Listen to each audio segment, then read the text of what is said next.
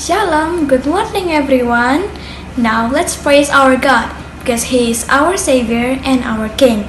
Now let's sing a song dari pulau dan benua. Dari pulau dan benua terdengar selalu terus lagu pujian semua bagi nama penebus. Gloria,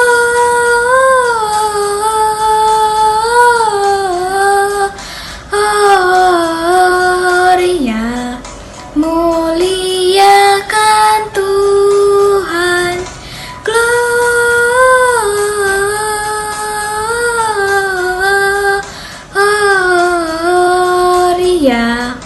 muliakan Tuhan.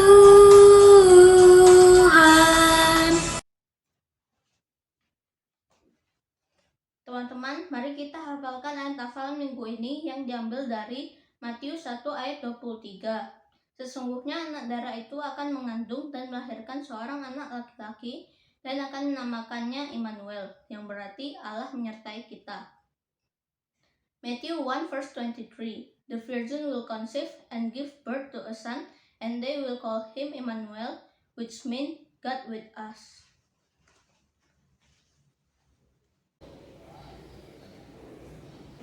Anak-anak, kita akan mendengarkan firman Tuhan.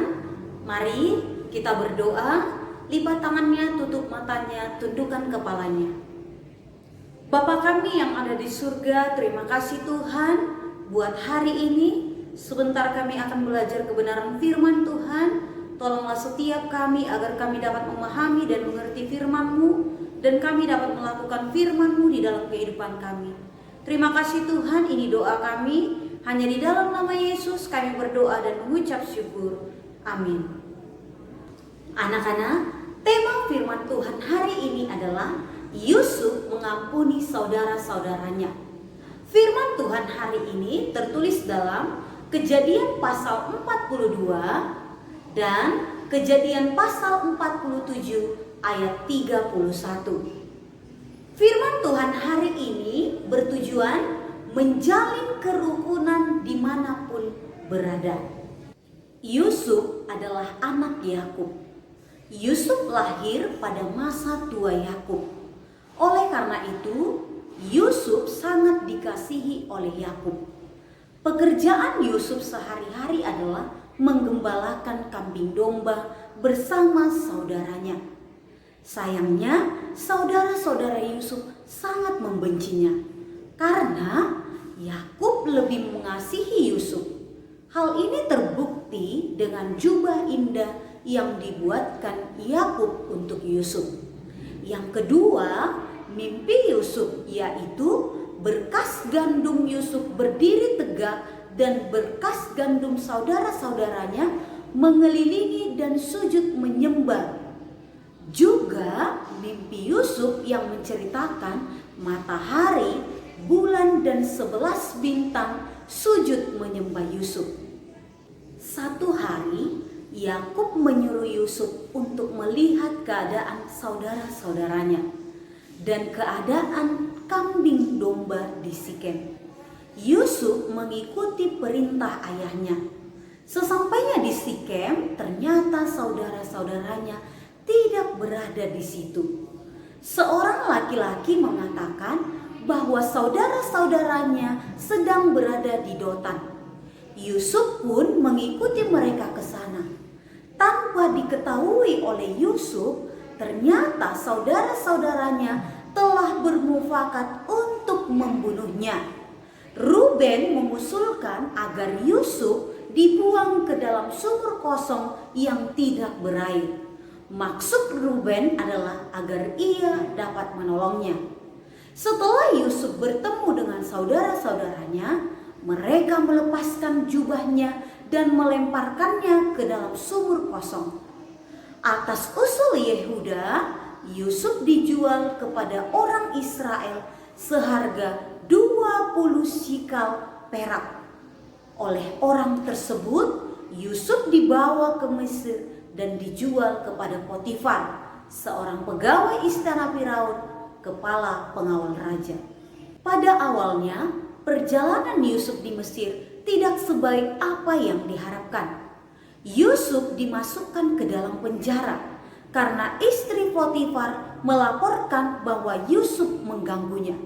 Padahal Yusuf tidak pernah melakukannya. Di penjara, Yusuf tidak sendirian. Ia bersama dengan juru minuman dan juru roti Raja Firaun. Di dalam penjara, Yusuf menafsirkan mimpi juru minum dan juru roti. Dan apa yang diartikan Yusuf benar-benar terjadi.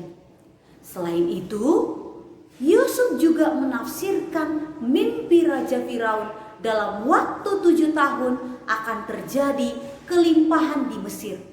Dan dalam waktu 7 tahun kemudian akan terjadi kelaparan.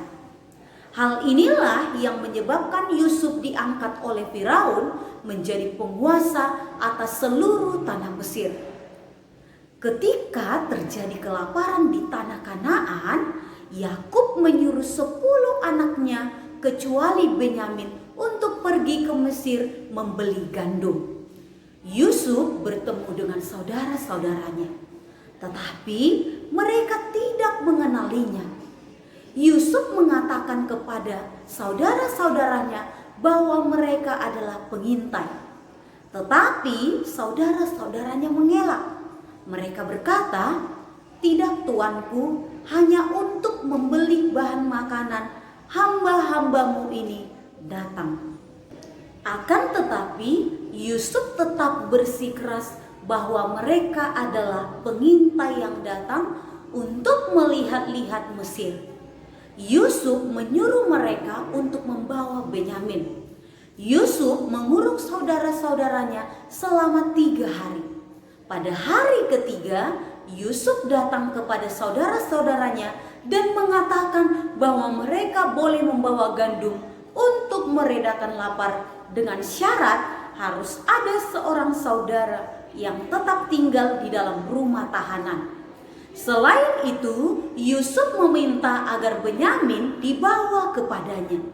Yusuf memerintahkan para pelayannya agar memenuhi tempat gandum saudara-saudaranya dan mengembalikan uang mereka ke dalam karung serta menyediakan bekal bagi saudara-saudaranya di perjalanan. Ini adalah beberapa tindakan yang dilakukan oleh Yusuf. Dan tindakan ini mencerminkan sikap hidup rukun. Yusuf merupakan sosok yang patut dicontoh. Walaupun saudara-saudaranya tidak menyukainya, ia tidak membalas dengan melakukan hal yang sama. Yusuf berusaha menolong dan memperhatikan keluarganya dengan memberikan gandum agar keluarganya tidak kelaparan di negeri Kanaan. Pelajaran kita hari ini, Yusuf begitu mengasihi saudara-saudaranya.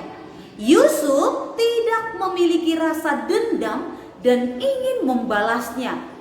Dalam kehidupan, kita harus saling membantu. Banyak hal yang dapat kita lakukan untuk menciptakan hubungan dan hidup rukun dengan orang lain. Amin. Anak-anak, mari kita berdoa. Bapa kami yang ada di surga, terima kasih buat kebenaran firman Tuhan yang sudah kami dengarkan. Kami diingatkan kembali agar kami, Tuhan, mengasihi sesama kami dan tidak membalasnya dengan dendam. Tuhan, tolonglah setiap kami di dalam keterbatasan kami, agar kami mampu mengasihi sesama kami seperti Engkau mengasihi kami. Tuhan Yesus, kami juga memohon pertolongan Tuhan buat kegiatan kami hari ini. Biarlah kiranya Tuhan menolong, memberkati, khususnya buat persiapan Natal kami untuk hari Jumat. Biarlah kiranya juga Tuhan yang menolong kami, karena kami tidak mampu tanpa Tuhan. Biarlah segala pujian, hormat, kemuliaan hanya untuk Tuhan. Terima kasih Tuhan, hanya di dalam nama Yesus kami berdoa dan mengucap syukur. Amin.